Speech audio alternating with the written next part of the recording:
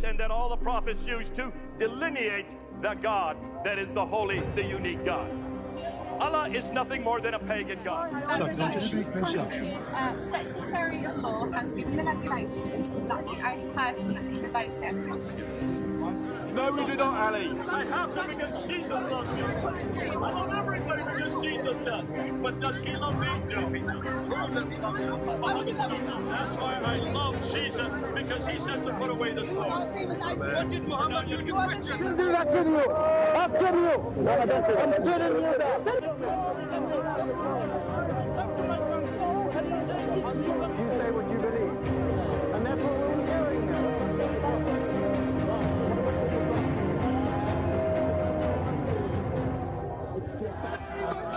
Would you please welcome Dr. J. Smith? Now, those pictures you saw are from Speaker's Corner.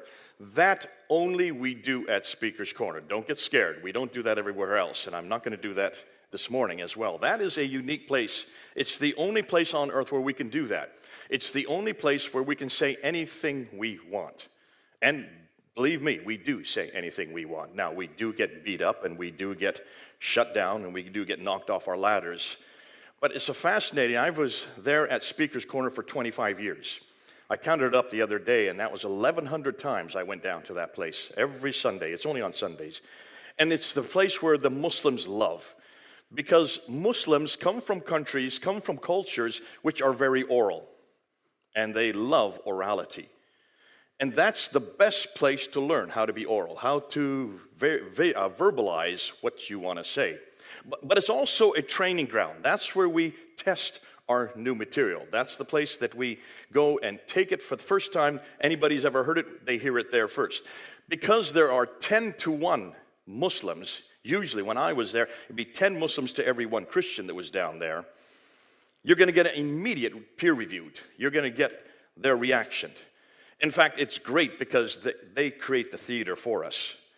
And it's terrific because that then we immediately put up onto YouTube. It goes up live that very day. And we find out what their response is. We see how they're going to react. We see where they're going to come with. And that helps us then get ready for the next salvo. So in some ways, what you saw there is unique. It only stays there. We don't do it anywhere else. It's only for London because that's the only place there is a Speaker's Corner. You can't have Speaker's Corner in this country because you have too many guns. Whether you like it or not, that is the truth. They tried it there on the beach in California and people got shot. They tried it in Washington Square in New York City and people got shot. So it doesn't exist here in America. But it does in England because they have the most draconian gun laws in the world. And as a result there, we can say and get away with an awful lot of stuff that we couldn't here in the United States or even on a university campus. What we introduced there, I can't even introduce it on a university campus because I'll be kicked out. This is called hate speech. This is called Islamophobia. And yet, all we're asking are historical questions. So what I'm going to do this morning, I've asked Ted if this is okay. I'm going to show you exactly what has happened in the last 2 years. In the last 2 years, we've come across some brand new material that I believe will destroy Islam. See if you agree with me. You may not. You may not agree. You may not think this is that important. But what I'm going to do, I'm going to take 2 services to unpack it. So this first service, and I asked Ted if this is okay. He said it was be fine. This service, I'm going to talk about Mecca and Muhammad. The next service, I'm going to talk about the Quran. Those are the 3 things that Islam absolutely needs. See, every Muslim, whether they are radical, whether they are nominal, whether they are liberal, is dependent on one man, one book, and one place. The man is Muhammad, the book is the Quran, and the place is Mecca, right here, Mecca. I've got this map up here because I'm going to be showing you exactly where I'm going to go. Make it as visual as possible. So I don't know if those on this side, if you might want to move over here so you can see this map because you may not be able. We should have really put it up on the screens, but I really wanted to make it as personal as possible, and I didn't realize we'd have such a big crowd. So what we're going to do is we're going to look at the book, the man, the place. Now stop and think, do we not start from the same paradigm as Christians? Do we not go to a book and a man and a place as well, don't we? The book would be the Bible, especially the New Testament. The man would be Jesus, and the place would be Jerusalem. Why? Because that's where he died, and that's where he rose again. So we're going to do a comparative, back and forth, back and forth, back and forth. And this is what I did 3 weeks ago. 3 weeks ago today, I was in London. I had to go back there. I had to go and do some filming back there. They're in the studios. But whenever I'm in London, I'm with Hatun Tash. Hatun Tash is a lady. She's from Turkey. She's only about 5'2", and she has absolutely destroyed the Quran. And I'm going to talk about her more in the next hour, in the next service. But every time, she is the one that's taken over my ministry there. She now goes down to Speaker's Corner every Sunday, regardless of what happens. She got stabbed in her head and in her arm at Speaker's Corner. It's all on film. You can go up on Fander Films and see what happened. She should be dead. The guy was just hammering into her with a knife on her head. Broke the blade on her head. There's no reason she should be alive today. But we've got a great Lord. And she has 2 angels called Harry and Larry. We haven't seen them, but the Muslims see them. And they made sure she survived that attack. Oh, she had to go to the hospital, and in fact, she fell unconscious, blood all over her face when she got up there at Speaker's Corner. And if you look at the video, after about 10 minutes unconscious, she finally woke up, blood was all over, she got up onto her feet, and this is what she said. Your God needs you, but my God does not need me. Kill me if you want. That's not going to stop the truth that we're talking about. You need to repent. You need to come back to Jesus Christ. Now, would you say that if you were stabbed in the head, knocked unconscious, blood streaming on your face? God gave her those words to say. What a woman. What a colleague. Can you imagine having 100 of her on your team? Even one. This woman, in the last 3 years, after she'd been interviewed by different news agencies after that happened, after she got out of the hospital, and she was right back down there at Speaker's Corner the next Sunday, and the Sunday after that, and every Sunday since, including 3 weeks ago. But when she got out, they wanted to interview her, and they asked her this question. Using this methodology, which is polemics, this is all polemics, she confronts the Quran right, left, and center. She starts with polemics, which is something you're not taught to do in any of your schools, and she ends with polemics. She goes right into mosque after mosque after mosque after mosque. She has been in 400 mosques all by herself. She's from Turkey. She desecrates our language every time she opens her mouth. God bless her. And she carries a bag with all these Qurans in it, all in Arabic. She doesn't speak a word of Arabic because she's from Turkey. And then she opens them all up and says, notice they're all different. Not one of them's the same. All in Arabic. I'll talk more about that next service. But what's fascinating about her, in just 3 years, she has brought 1,000 Muslims to Jesus Christ, all by herself. How many people do you know who have brought 1,000 Muslims to Jesus Christ in just 3 years? Going from mosque to mosque to mosque and confronting the Muslims with their own Quran. I've never heard of this before, and yet she's my colleague. When asked, how many imams have you brought to Christ? She says, 17. 17 imams. These are men who lead Muslims in their mosques. They've all had to leave their mosque. They've all had to go find other houses around Britain. All of them are from Pakistan, India, and Bangladesh. Not one of them is from Turkey, which is her own home country. This is a one-woman evangelistic machine. So I was on the ladder with her 3 weeks ago. I was there, and I wanted to introduce this brand new material on MECCA. As we were getting up on the ladder, I was telling Ted this just before the service, as we were getting up on the ladder, she turned to me and she says, Jay, I don't agree with you on MECCA. And I said, well, please don't say anything on the ladder about that. Just run with me, bear with me. I've got to convince them, and it looks like I'm going to have to convince you as well. And this is how I started. But I don't have the pictures with me. I should have brought them. I didn't think about that. But I held up some pictures of this country right here. This is Saudi Arabia, right? But it's only been made Saudi Arabia because of the Ibn Saud family, which created Arabia, brought it together in the 1700s. They eradicated all their opposition, and they became Arabia. So they got the whole peninsula under their jurisdiction, but they needed theological authority, theological legitimacy. So they brought a man named Ibn al-Wahhab, who was a theologian. He was studying Ibn Taymiyyah's material in the 1700s. They brought him together, and he gave the theological legitimacy to their political entity. So you had the mosque and the state brought together, much like we would have the church and state in the Catholic context. We separate the two, they bring it together. And that happened in the 1700s. So that happened 400 years ago, that this whole island, or this peninsula came under their jurisdiction. So you had both the politics and you had the theology amalgamated. Now, that was here in Mecca, and it's also in Jeddah, and it's also in Riyadh. Those were the three centers at that time in the 1700s. What they did then is they weren't really that powerful until the last century. In the last century, they found oil here. And when they find oil here, suddenly they became a superpower. And they started transporting and forcing this Wahhabism. That's where Wahhabism comes from Ibn al-Wahhab, who was Muhammad ibn al-Wahhab, who was the man that created the theology. And it all basically came down to two things. The theology of Wahhab is this. Here it is, in just two sentences. To be a good Muslim, read the Quran, follow Muhammad. That's it. That's all he was saying. Read the Quran, follow Muhammad. What's the Quran? Here's the Quran. Ted, I didn't ask you permission to bring this in class. You don't mind if I bring it in this building. It's already here. You can't say no. Don't worry. We're going to destroy this in the next hour. So it'll be nothing. And that's why this is the book. This is their book. This is the Quran, right?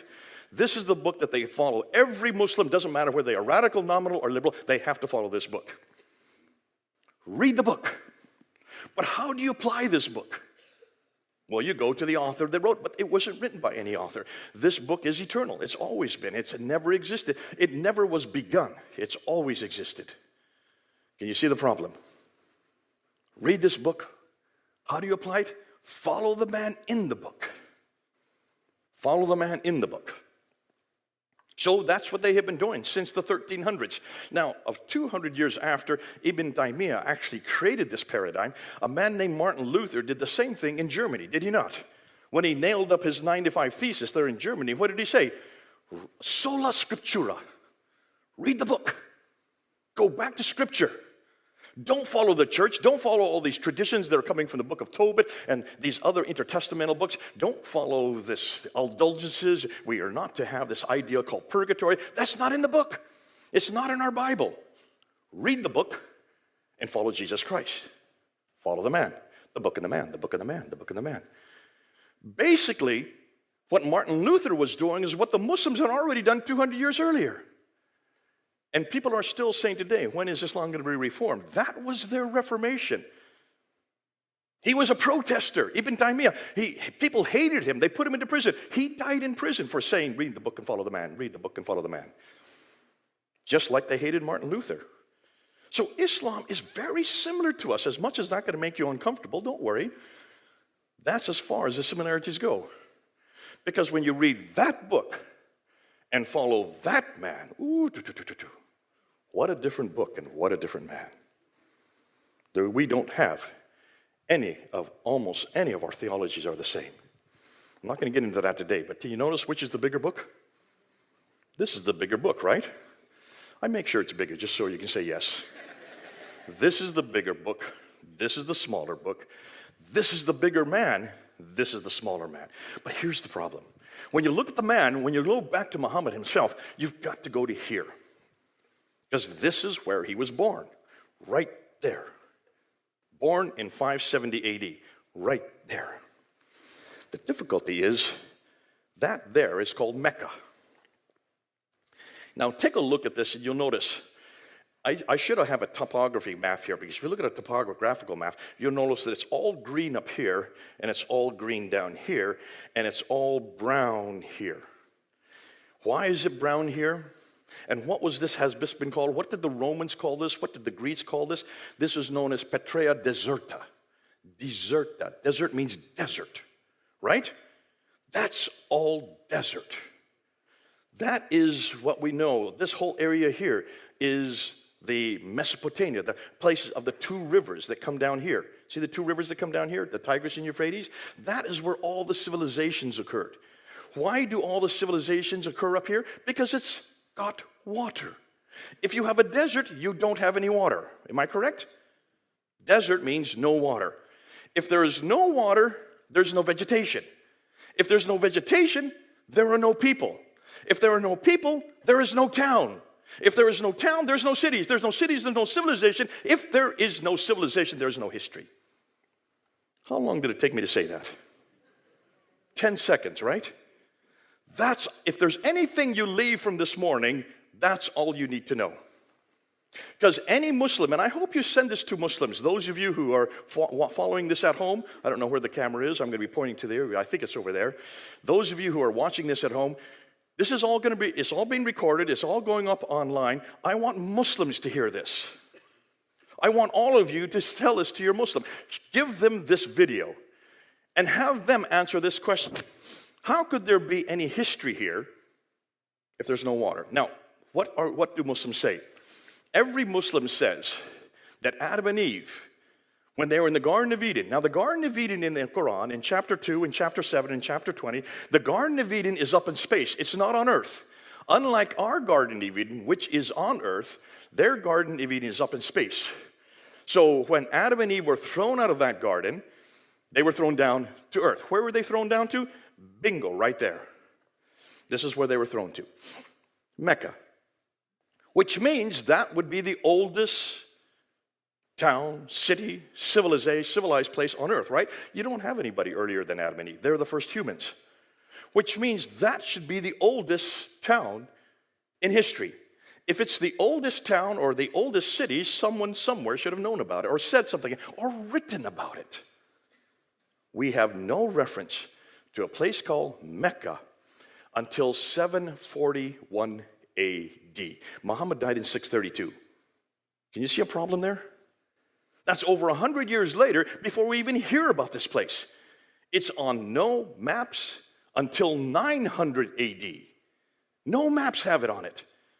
Ptolemy, writing in the 2nd century, he talked all about Arabia in his, what he called the geography of Arabia. He talks about all the places, and he talks about Aden down here, and he talks about Sinai, and he talks about Najm, he talks about Taif, he talks about Yathrib, he talks about Khaybar, he talks about Tabuk, he talks about all these places, Gaza, they're all there. And you can see, they're all right here. Tuk, tuk, tuk, tuk, tuk, tuk, tuk, tuk, tuk, tuk. That's the Western Plateau.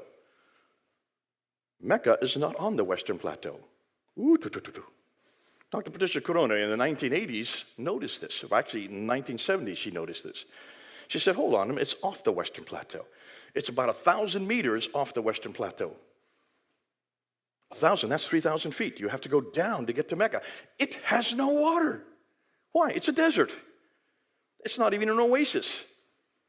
If you don't have water, how are you going to accommodate the caravans that came? How could it be on the trade route, she said. It isn't on the trade route.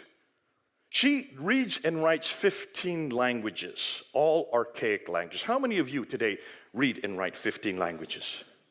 So this is a real prodigy. This is a woman who's unique. The first in the world to actually go back to the original documents. She was head of department at Oxford University when she did her book and wrote her book in 1987 called Meccan Trade and the Rise of Islam. She decided to find out where this Mecca was. She went to all the documents from the 2nd, 3rd, 4th, 5th, 6th, all the way, or go in this direction. Where for you? Yeah, where's left or right? That's right. So she went all the way from 2nd, 3rd, 4th, 5th, 6th, all the way up until the 7th century. No reference of Mecca on any of the documents. She went all up and down the coast here. She went up all and down the coast here. She went way over here to India. She tried to find any reference, no reference. What she found was they were all talking about this place over here. Agilis, which is in Eritrea today, in Africa. That's what she found. Reference after reference, all the trade went through this way. Why? Because it went up the Red Sea. Why would you take all the goods coming from China and the Far East, they came to India, they could go this way, because you see, that's all mountains there. That's the Hindu Kush and the Himalayas. So they could go that way, they had to come this way, and then they had to, usually they went across here to the Persian Gulf. But then you had the Iranians, which were the Sassanids, and the Byzantines fighting each other from the 5th and 6th century, so that shut down the Persian Gulf. They had to redirect trade down to here, and they, according to the trade route theory, which is all of you who know this theory, this is what I've been taught in all my schooling, they took off the trades here in Aden and they went 1,250 miles all the way up to Gaza, stopping in Mecca, and Mecca controlled the trade. Why would you control the trade from here if the trade is down here? No one ever asked this question until she asked this question. So she went back and did as any good historian should do. She went back to the documents from that time, 2nd, 3rd, 4th, 5th, 6th, all the way up to the 7th century. And she noticed that all the trade was maritime for one very good reason. Even today, how do you send large goods anywhere? By boat, right? It's the cheapest way to send boats, by anything by boat. Even the big ships that go through there, they come from China. They come from all over the East to get over to the Mediterranean world. they have to come this route. Because if you just put a ton of goods and you go 50 miles by land, that would cost the same amount as 1,250 miles by sea. And the reason's very simple. You go by land, you have to have camels. Camels have to be fed. Camels need to be watered. Camels need to be guarded. You need to guard your goods. That means you may be attacked from behind a rock, or there might be behind a mountain, or behind a sand dune. You can be attacked at any time. But when you're on the water, you can see for miles ahead. There are no sand dunes in the water. There is no mountains in the water. There is no way you can be attacked. You can see it coming. Therefore, it's much safer and it's much less expensive, because all you need is wind to blow your sails. That's it. This is before diesel power. This is before gas was ever invented. They used the wind, and all the trade went up this way. All the trade went this way. Why hadn't anybody noticed this before 1970? Because no one had asked that simple question. Where's Mecca? You don't ask that question in a Muslim environment and live very long. It's the one area of study where what you find may kill you. And she got a death threat for asking that question, for writing that book. Meccan Trade and the Rise of Islam, she got death threats for it. From Muslims, she had to leave Oxford University, come to Cambridge University. That's where I got to know her. And when I did my first debate in 1995, look at the date, that's 26 years ago, I did my first debate on this, and on the Quran, and on Muhammad, the book, the man, and the place.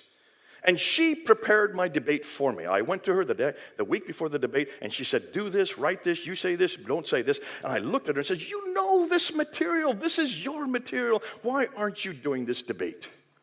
And she laughed at me. She said, Jay, I'm an academic. I have a chair to protect. I have an institution to represent.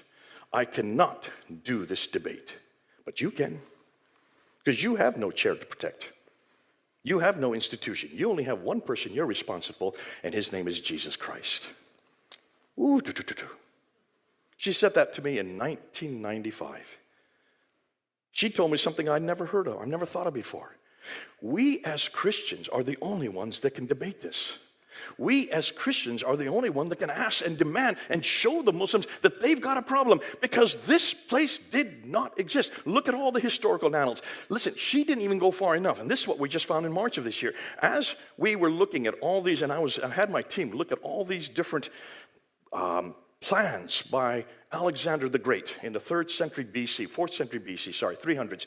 He came from here. He wanted to find a waterway to attack Egypt. He didn't want to go across land, and he couldn't go this way because there's too many boats, and this way there's too many cities. So he wanted to see if he could go around Arabia to find a sea route to get up to here and attack Egypt that way. And the first one got to Bahrain. That's as far as it got. They went back. The second expedition got here to the Gulf of Oman. Then it went back. But the third expedition made it all the way around, and they went up the Red Sea, and then they returned home again. And the reason why they returned home is they couldn't find any provisions for their troops. So there was no food, no water for their troops. And you can't go far without food and water. So they had to return back here, and they never attacked Egypt by sea. Why? Because they were going up the wrong coast. They were going up the Arabian coast. And you look at all the historical annals, and you will see there is no ports here except for one called Yanbu right there to accommodate Yathrib right here. That is the only port that exists. But you can't accommodate an entire fleet with just one port. They had to return home. They went up the wrong coast. What they should have done is gone up this coast here. This coast is the western coast. This is Africa.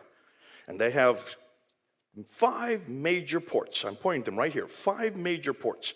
These are the ports that have been there since the 4th century BC. Why are those ports viable and not the ones on this side? Because they have water. And where you have water, you have vegetation. And where you have vegetation, you have people. And where you have people, you have towns and towns, cities and cities, civilizations. And where there are civilizations, there are ports. It's as simple as that. Do you see how simple this is? You can all repeat this, can't you? Anytime anybody comes up to and asks, why is it nobody was over here? Why is it nobody actually did any work over here? It's because there's no water. And where there's no water, you know the rest. And that's what we found out in March of this year. Those 5 ports are exactly 1 day's boat ride away proving that these ports have been used since the 4th century BC. Alexander the Great was not even aware of this. He was on the wrong side of the sea. And we have just shut that down. So there was no way to get to Mecca by land. There was no way to get to Mecca by sea. Jeddah, which is there today to supply all the supplies for Mecca, was only created in, listen to the date, 750. That's the 8th century. That's just 1,400 years ago. Proving that Jeddah was created because Mecca was finally chosen. Mecca was finally chosen. Now, when we showed this and we introduced this, there's so much more I could go. It could go for about, when I do a talk on this, it goes for about an hour and a half. We don't have that time. I say I only have 3 minutes left. That's correct, 3 minutes. I've got to bring it to a stop. Can you see the problem? If you don't have Mecca, you don't have any reference for Mecca. All the trade routes, everything we know about this place does not exist until the 8th century. If you don't have Mecca, then you don't have Muhammad. Because where was Muhammad born? He was born here. Where did he grow up? He grew up here. Where did he spend his first 50 years of his life? He spent his first 50 years of his life right here. When did the Quran get received? It was right here in Mecca, starting in the Hira cave, right outside of Mecca. Everything is dependent on Mecca. Adam and Eve were in Mecca. According to chapter 21 in the Quran, Abraham is living in Mecca. According to all the traditions, as many as 70 prophets all lived here in Mecca. That means Hagar and Sarah and Ishmael and Isaac were all here in Mecca. Which means we'd have to throw away all of our biblical material because everything we know about that happening is way up here, 1,000 miles further north. And look at all the biblical evidence. Look at all the archaeological evidence we have for Abraham, for Isaac, for Ishmael. You name it, they're all from up here. And look at what we have for Jerusalem. We have so much evidence for Jerusalem, not one piece of evidence for Mecca. Once you throw out Mecca, you throw out Muhammad. Once you throw out Muhammad, you throw out the Quran. No book, no man, no place. And all I did was show you a map. See how easy this is? I haven't even gone to talk about the coins yet. I haven't gone to talk about the inscriptions. We haven't even got into that yet. I haven't even talked about the buildings, all the qiblas, every qibla for every mosque up until 706, from way over in China, from way down in India, from up here in Iran, all these qiblas, that's the direction of prayer that they're all facing, are all facing Petra. Nothing is facing Mecca, not until 727. That's over 100 years after Muhammad's death. And it makes my job so easy. But see, you can repeat this. Just show them a map and remind them that's a desert. If it's a desert, there's no water. If there's no water, there's no vegetation. No vegetation, no people, no town, no city, no civilization, no history. You cannot build an entire theology, an entire ideology, an entire religion based on desert. You've got to have civilization. You've got to have history. If there's no history, you throw out Mecca. Are you all getting it? Do you see how easy it is? By the time I finished that, after going through about an hour unpacking it at the ladder, Hatun had been converted. She was so excited about that she came and asked me to tell her whole team. But more than that, if you go up on her site, DCCI, you will see she has 11 videos just on this material from what we did at Speaker's Corner since the last 2 weeks. This is now being taught. I'm teaching this on a master's degree level and a PhD level at Veritas International University in California. In fact, tomorrow night will be the next session. I'm doing this. We're now teaching 10 different courses, all on the historical critique, unpacking all this so people all over the world can get it. We have over 100 students now, and we've only been going 1 year. I'm also teaching it right now as we speak, this week, last week, and next week in Ethiopia. I'm supposed to be there physically. That's why I wouldn't have been able to come here. I'm supposed to be in Ethiopia, but have you all been hearing what's happening in Ethiopia? You need to pray for Ethiopia. This material we're teaching there in Ethiopia, because these are all pastors getting master's degree, and they all want this material because they are surrounded by Islam on all four sides.